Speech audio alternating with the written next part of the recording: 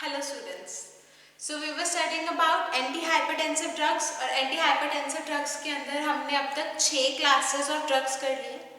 इस लेक्चर के अंदर हम रिमेनिंग क्लासेस ऑफ ड्रग्स के बारे में पढ़ेंगे। तो सबसे पहले जो हमारे पास इस लेक्चर के रिगार्डिंग जो हमारे पास क्लासेस हम किन क्लासेस के ऑफ ड्रग्स के बारे में पढ़ेंगे। We will cover diuretics, ACE inhibitors, angiotensin antagonist और ड्रग्स एक्टिंग रिफ्लेक्सली और लास्टली हम डिटेल के अंदर डिस्कस करेंगे ट्रीटमेंट के बारे में हाइपरटेंशन की कि हमारे पास अगर मॉडरेट हाइपरटेंशन है, माइल्ड हाइपरटेंशन है या सीवियर हाइपरटेंशन है तो उसके अंदर हमारे पास कौन सी जो ड्रग्स हैं वो प्रिस्क्राइब की जाती है। और उसके अलावा हमारे पास जो सेकेंडरी हमने हाइपरटेंशन के बारे में पढ़ा था कि प्रेगनेंसीज के अंदर बहुत बार ऐसा होता है कि जो फीमेल्स हैं उनको हाइपरटेंशन कॉज हो जाता है, तो उनके केस में हमारे पास कौन सी ऐसी ड्रग्स हैं जो कि सेफ है और जो यूज करी जा सकती हैं। सो टू बिगिन विद हमारे पास जो डायूरेटिक्स क्लास है, अब जो हमारे पास डायूरेटिक ड्रग्स हैं ये हमारे पास प्राइमरीली यूज करी जाती है हाइपरटेंशन की ट्रीटमेंट के अंदर।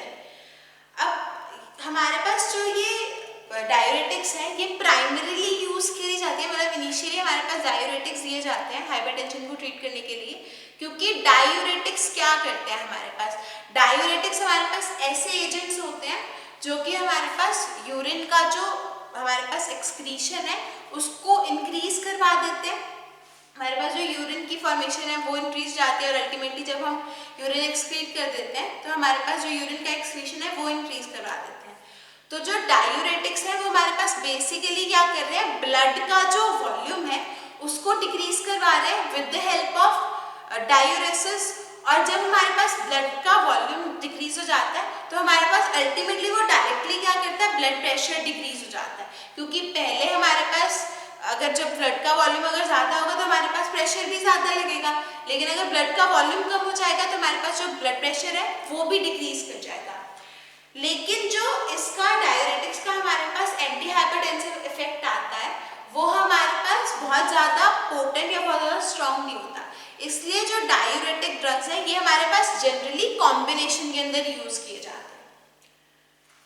अब हमारे पास जो ब्लड प्रेशर है वो कैसे रिड्यूस होता है, डायूरेसिस के थ्रू।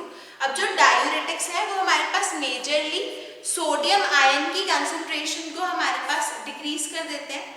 जब हमारे पास सोडियम आयन की कंसंट्रेशन डिक्रीज हो जाती है तब हमारे पास जो सोडियम आयन्स है वो हमारे पास ब्लड के अंदर अवेलेबल नहीं रहते ब्लड के प्रेशर को इंक्रीज करने के लिए, और हमारे पास जो कार्डियक आउटपुट है वो भी डिक्रीज हो जाता है। और उसके अलावा जो डायूरेटिक्स है वो हमारे पास उनके अंदर वेसो डायलेटिंग प्रॉपर्टी होती है, तो वेसल्स को डायलेट करके सोडियम का कंसंट्रेशन डिक्रीज करवा के और कार्डियक आउटपुट को डिक्रीज करवा के हमारे पास जो डायूरेटिक्स है वो अपना एंटी हाइपरटेंसिव इफेक्ट जो है वो शो करते हैं। तो क्या क्या करते हैं हमारे पास डायूरेटिक्स, डायूरेटिक्स हमारे पास जो सोडियम आयन की कंसंट्रेशन है उसको डिक्रीज करवा देते हैं, हमारे पास कार्डियक आउटपुट को डिक्रीज करवा देते हैं, और उसके अलावा हमारे पास इनके अंदर माइनर वेसो डायलेटिंग प्रॉपर्टी होती है।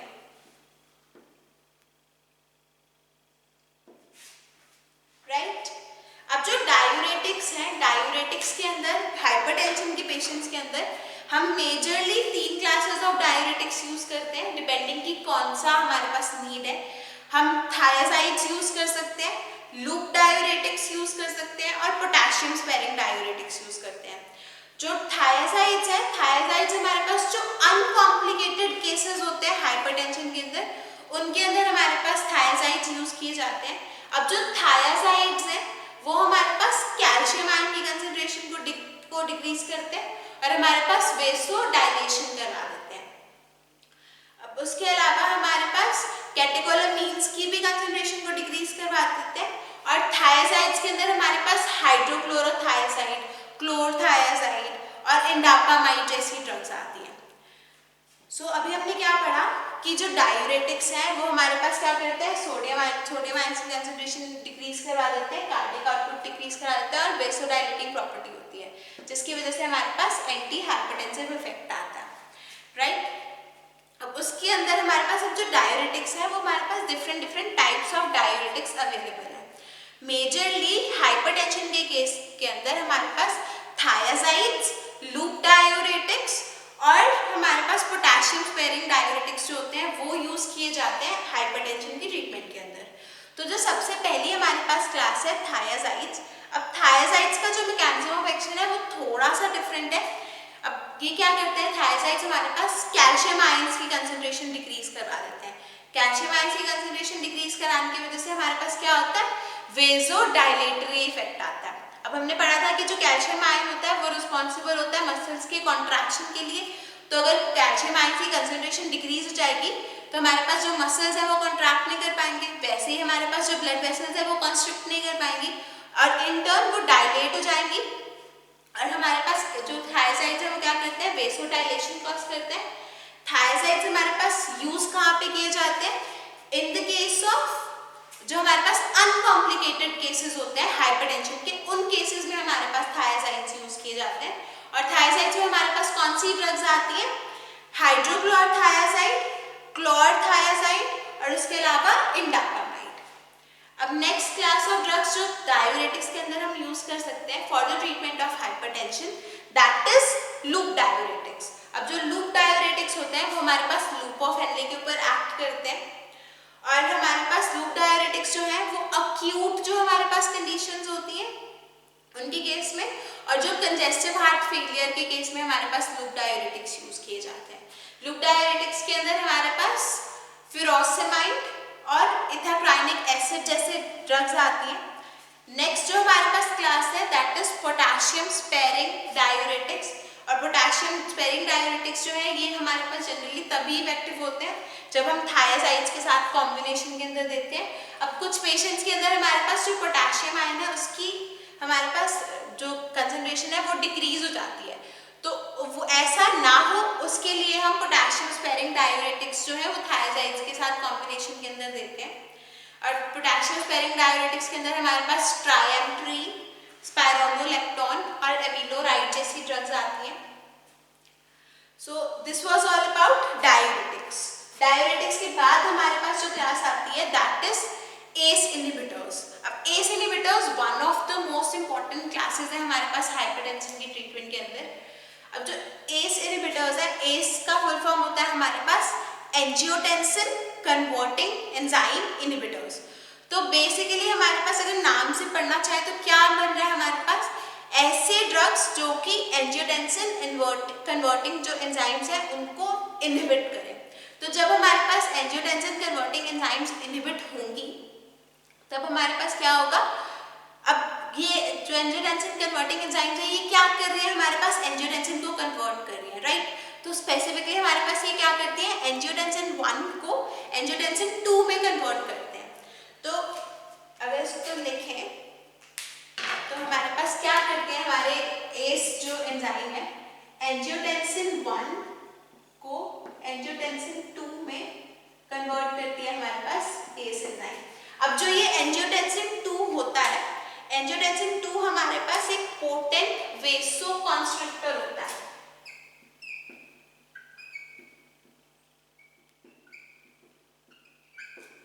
तो हमारे पास जो एंजियोटेंसिन 2 है वो एक वेसोकॉन्स्ट्रिक्टर है। तो हमारे पास अगर वेसोकॉन्स्ट्रिक्टर यानी कि ब्लड वेसल्स को कॉन्स्ट्रिक्ट करना, और अगर हमारी ब्लड वेसल्स कॉन्स्ट्रिक्ट हो जाएंगी तो हमारे पास क्या हो जाएगा, जो ब्लड प्रेशर है वो हमारे पास फॉल कर जाएगा।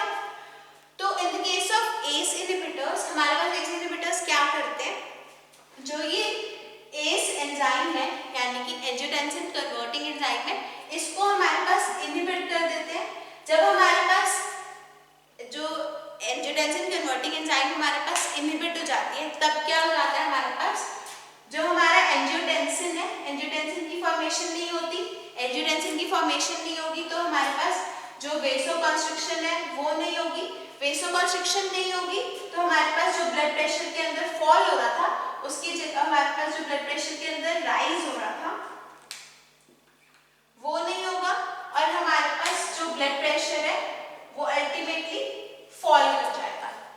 सो इसी वजह से हमारे पास जो एंजियोटेंसिन कन्वर्टिंग एंजाइम इनहिबिटर्स हैं वो हमारे पास यूज किए जाते हैं एज एंटी हाइपरटेंसिव एजेंट्स। अब उसके अलावा हमारे पास जो हमारे एस इनहिबिटर्स हैं ये हमारे इसका आई होप कि इसका मैकेनिज्म ऑफ एक्शन क्लियर है आप लोगों को। सिंपल मैकेनिज्म ऑफ एक्शन है हमारे पास एंजियोटेंसिन कन्वर्टिंग एंजाइम होती है हमारी बॉडी के अंदर जो कि क्या करती है एंजियोटेंसिन 1 जो बनता है उसकी सिंथेसिस उसके कन्वर्जन करवा देती है एंजियोटेंसिन 2 के अंदर, और जो एंजियोटेंसिन 2 होता है वो हमारे पास वेसोकंस्ट्रिक्टर एक्शन शो करता है। और वेसोकंस्ट्रिक्शन एक्शन, अब वेसल्स जब कंस्ट्रिक्ट हो जाती हैं तब हमारे पास क्या हो जाता है जो ब्लड प्रेशर होता है वो हमारे पास इंक्रीज कर जाता है। ओके, सो हमारे पास जो एस इनहिबिटर्स है ये क्या करेंगे एंजियोटेंसिन 2 की फॉर्मेशन नहीं होने देंगे एस को इनहिबिट करके। एंजियोटेंसिन 2 हमारे पास इनहिबिट हो जाएगा तो वेसोकंस्ट्रिक्शन नहीं होगी, वेसोकंस्ट्रिक्शन नहीं होगी तो जो ब्लड प्रेशर है वो हमारे पास डिक्रीज हो जाएगा और हमारे पास एंटी हाइपरटेंसिव इफेक्ट आ जाएगा। तो हमारे पास रीनल हाइपरटेंशन और एसेंशियल हाइपरटेंशन दोनों के केस में एस इनहिबिटर्स यूज किए जाते हैं। अब एस इनहिबिटर्स के अंदर हमारे पास कैप्टोप्रिल, एनालाप्रिल और लिसाइनोप्रिल जैसी ड्रग्स आती हैं। अब हमारे पास कुछ साइड इफेक्ट्स शो करते हैं एस इनहिबिटर्स, जैसे कि हमारे पास ड्राई कफ कॉज करते हैं, उसके अलावा हमारे पास रीनल डैमेज कॉज करते हैं, हाइपरकैलेमिया कॉज करते हैं और हमारे पास लॉस ऑफ टेस्ट कॉज करते हैं। लेकिन हमारे पास ये जो जिन पेशेंट्स को डायबिटीज या फिर अस्थमा या फिर कार्डियक हार्ट फेलियर या फिर हमारे पास कार्डियक इन्फेक्शन हुआ होता है उन पेशेंट्स के अंदर हम एस इनहिबिटर्स को यूज कर सकते हैं। अब जो कैप्टोप्रिल ड्रग है ये हमारे पास इफेक्टिव ड्रग है, ओरली दी जाती है, लिवर के अंदर हमारे पास मेटाबोलाइज हो जाती है। इनिशियली हम 25 to 50 mg डोज देते हैं 3 टाइम्स अ डे। और जो कैप्टोप्रिल है ये हमारे पास जो कार्डियक हार्ट फेलियर के पेशेंट्स होते हैं उनके केस में एक पोटेंट वेसोडाइलेटर है। और कैप्टोप्रिल भी हमारे पास ड्राई कफ, नोजिया और वॉमिटिंग और वर्टिगो जैसे सिम्टम्स हमारे पास शो करती है। एनालाप्रिल जो है ये हमारे पास एक प्रो ड्रग है। अब हमारे पास ये ज्यादा पोटेंट होती है इन कंपैरिजन टू कैप्टोप्रिल और लॉन्गर ड्यूरेशन ऑफ एक्शंस तक हमारे पास काम करती है। और जो क्रॉनिक कार्डियक हार्ट फेलियर के पेशेंट्स हमारे पास होते हैं उनके केस में हमारे पास जो एनालाप्रिल ड्रग है वो यूज की जाती है। उसके अलावा हमारे पास लाइसिनोप्रिल ड्रग यूज की जाती है। लाइसिनोप्रिल जो है वो हमारे पास लॉन्ग एक्टिंग और बेटर टॉलरेटेड ड्रग है और 10 mg डोज हमारे पास इसकी इनिशियली दी जाती है। और ये हमारे पास लाइसिनोप्रिल जो ड्रग है ये यूरिन के अंदर अनचेंज्ड फॉर्म में हमारे पास एक्सक्रीट होती है। उसके अलावा हमारे पास रैमिप्रिल ड्रग भी है जो हमारे पास एस इनहिबिटर्स के अंदर आती है। और रैमिप्रिल जो ड्रग है ये प्रो ड्रग है, बिल्कुल एनालाप्रिल के टाइप्स। सो नेक्स्ट है हमारे पास एंजियोटेंसिन एंटागोनिस्ट। अब एंजियोटेंसिन एंटागोनिस्ट हमारे पास क्या करते हैं, एंजियोटेंसिन जो रिसेप्टर्स होते हैं जिन रिसेप्टर्स पे हमारे पास एंजियोटेंसिन जाके बाइंड करता है और वेसोकंस्ट्रिक्शन कॉज करता है उन हमारे पास रिसेप्टर्स के साथ खुद बाइंड कर जाते हैं एंजियोटेंसिन एंटागोनिस्ट और एंजियोटेंसिन का जो एक्शन है वो हमारे पास शो नहीं करने देते। तो हमारे पास मेजर जो डिफरेंस है वो क्या है, जो एस इनहिबिटर्स है वो हमारे पास सिंथेसाइज या कन्वर्जन ही नहीं होने देते एंजियोटेंसिन 2 की, और जो एंजियोटेंसिन एंटागोनिस्ट है इनके केस में हमारे पास एंजियोटेंसिन फॉर्म होता है लेकिन एंजियोटेंसिन रिसेप्टर्स जो है वो ब्लॉक हो जाते हैं। और जब एंजियोटेंसिन रिसेप्टर्स हमारे पास ब्लॉक हो जाते हैं तो हमारे पास जो एंजियोटेंसिन की वजह से इफेक्ट शो होना था वो हमारे पास नहीं कर पाता एंजियोटेंसिन और हमारे पास वेसोकंस्ट्रिक्शन नहीं हो पाती। वेसोकंस्ट्रिक्शन नहीं हो पाती तो हमारे पास ब्लड प्रेशर के अंदर फॉल नहीं हो पाता। अब हमारे पास एंजियोटेंसिन एंटागोनिस्ट के अंदर सारालेसिन ड्रग आती है। अब जो सारालेसिन हमारे पास ड्रग आती है ये एक सिंथेटिक एनालॉग होता है एंजियोटेंसिन 2 का और कॉम्पिटिटिवली रिसेप्टर ब्लॉक कर देता है एंजियोटेंसिन 2 के। जब हम आईवी के थ्रू इंजेक्ट करते हैं सारालेसिन, इसके अंदर हमारे पास ड्रग जो आती है दैट इज सारालेसिन। और जो सारालेसिन ड्रग है ये है हमारे पास सिंथेटिक एनालॉग होता है एंजियोटेंसिन 2 का। सिंथेटिक एनालॉग यानी कि हमारे पास जो इसका सारा लेसिन का स्ट्रक्चर है वो एंजियोटेंसिन 2 के साथ मैच करता है, और हमारे पास ये कॉम्पिटिटिव रिसेप्टर ब्लॉकर होता है एंजियोटेंसिन 2 का। और उसके अलावा हमारे पास जब हम सारा लेसिन को आईवी के थ्रू या फिर इंट्रावेनस रूट के थ्रू एडमिनिस्टर करते हैं तो हमारे पास एंजियोटेंसिन डिपेंडेंट हाइपरटेंशन कॉज करता है। हमारे पास एंजियोटेंसिन डिपेंडेंट हाइपरटेंशन जो होती है उसके अंदर हाइपोटेंशन कॉज करता है, यानी कि बीपी जो है उसको फॉल करवा देता है। इसके अलावा हमारे पास लेसार्टन ड्रग आती है in the case of angiotensin antagonist. अब लेसार्टन जो है वो भी सिमिलरली हमारे पास एंटागोनाइज करती है एंजियोटेंसिन 2 रिसेप्टर्स को। जब हमारे पास एंजियोटेंसिन 2 रिसेप्टर्स ब्लॉक हो जाते हैं तब हमारे पास पेरिफेरल जो रेजिस्टेंस है वो हमारे पास डिक्रीज हो जाती है, जिसकी वजह से हमारे पास जो ब्लड प्रेशर है वो कंट्रोल किया जा सकता है। लेकिन जो लोसार्टन ड्रग है ये हमारे पास रीनल डैमेज कॉज कर सकती है, फीटल टॉक्सिसिटी कॉज कर सकती है। और उसके अलावा लोसार्टन के अलावा हमारे पास टेलमीसार्टन, वालसार्टन, कैंडीसार्टन, इर्बेसार्टन जैसी ड्रग्स आती हैं। सो नेक्स्ट जो हमारे पास क्लास आती है ड्रग्स की, दैट इज ड्रग्स एक्टिंग रिफ्लेक्सली। और ड्रग्स ये जो हमारे पास ड्रग्स हैं ये हमारे पास वेट्रम अल्कलॉइड्स होते हैं। वेट्रम जो अल्कलॉइड्स होते हैं हमारे पास ये एफरेंट रिसेप्टर्स के ऊपर एक्ट करते हैं। हार्ट के अंदर और कैरोटिड जो साइनस एरियाज हैं उनके अंदर डायरेक्टली हमारे पास एक्ट करते हैं और हाइपोटेंशन कॉज करते हैं। और लेकिन जो ये ड्रग्स है ये हमारे पास रेयरली प्रिस्क्राइब्ड है। सो इसके बाद हमारे पास जो इस यहाँ तक हमारे पास जितनी भी क्लासेस हम एंटी हाइपरटेंसिव ड्रग्स के अंदर जितनी भी टाइप्स ऑफ ड्रग्स हम यूज करते हैं वो फिनिश होता है। नेक्स्ट जो पोर्शन हमारे पास आता है that is treatment of hypertension. अब ट्रीटमेंट ऑफ हाइपरटेंशन के अंदर हमारे पास सबसे पहले जो नॉन फार्माकोलॉजिकल ट्रीटमेंट्स आते हैं उसके अंदर हमारे पास ये मेंशन किया जाता है कि वेट रिडक्शन हमारे पास एक इम्पॉर्टेंट एस्पेक्ट है। उसके अलावा अल्कोहल इनटेक जो है वो रिड्यूस होनी चाहिए। उसके अलावा सॉल्ट इनटेक हमारे पास रिड्यूस करने को बोला जाता है। उसके अलावा हमारे पास लाइट एक्सरसाइज करने को बोला जाता है। बेसिकली जो हाइपरटेंशन है, हाइपरटेंशन हमने पढ़ा था जब हमने इनिशियली स्टार्ट करा था कि हमारे पास प्राइमरी हाइपरटेंशन और सेकेंडरी हाइपरटेंशन होता है। प्राइमरी हाइपरटेंशन का कॉज हमारे पास पता नहीं होता और सेकेंडरी हाइपरटेंशन हमारे पास किसी और डिसीज के बाद हमारे पास उसकी प्रेसिपिटेशन के बाद हाइपरटेंशन कॉज होता है। सो जो हमारे पास प्राइमरी हाइपरटेंशन है, कैसे हमारे पास जो हाइपरटेंशन है उसके प्रेसिपिटेटिंग फैक्टर्स होते हैं जो वो हमारे पास ओबेसिटी होता है। और हमारे पास जनरली पेशेंट्स को बताया जाता है कि सजेस्ट किया जाता है कि वो अपना वेट रिड्यूस करें और बिहेवियरल और डाइट के अंदर चेंजेस करें ताकि उनका जो हाइपरटेंशन है वो naturally without using the drugs हमारे पास ट्रीट हो सके। अब जो एंटी हाइपरटेंसिव थेरेपी होती है हमारे पास, एंटी हाइपरटेंसिव थेरेपी का जो मेजर रोल है वो हमारे पास ये है कि हम मॉर्बिडिटी और मोर्टालिटी जो है उसको डिक्रीज करवा सके इन द हाइपरटेंशन पेशेंट्स के अंदर। अब जिन कुछ पेशेंट्स के अंदर हमारे पास डेथ हो जाती है ड्यू टू हाइपरटेंशन, क्योंकि हाइपरटेंशन हमारे पास फर्दर जो बाकी हमारे ऑर्गन्स हैं उनको डैमेज करना स्टार्ट कर देता है। अगर एक बार किसी को हमारे पास हाइपरटेंशन हो जाए तो रीनल डैमेज स्टार्ट हो जाता है, आइज के अंदर डैमेज स्टार्ट हो जाता है, लिवर के अंदर डैमेज स्टार्ट हो जाता है। तो इसको प्रिवेंट करने के लिए हमारे पास हाइपरटेंशन को ट्रीट किया जाता है। तो हमारे पास congestive heart failure, myocardial infarction, retinopathy और हेमरेजिक स्ट्रोक जैसे हमारे पास सिम्टम फर्दर कॉम्प्लिकेशंस आते हैं। तो हमारे पास हाइपरटेंशन के अंदर रिलीफ ऑफ स्ट्रेस के ऊपर ध्यान दिया जाता है। उसके अलावा डाइट के अंदर चेंजेस के अंदर ध्यान दिया जाता है।